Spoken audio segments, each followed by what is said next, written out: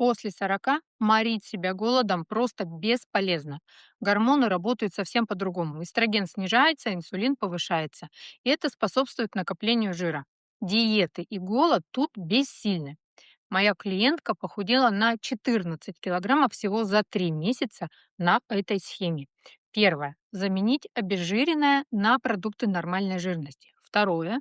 Добавить белок в каждый прием. И уже эти два пункта дают сытость и энергию на полдня, что избавляет от перекусов, и это нужно для того, чтобы снизился инсулин.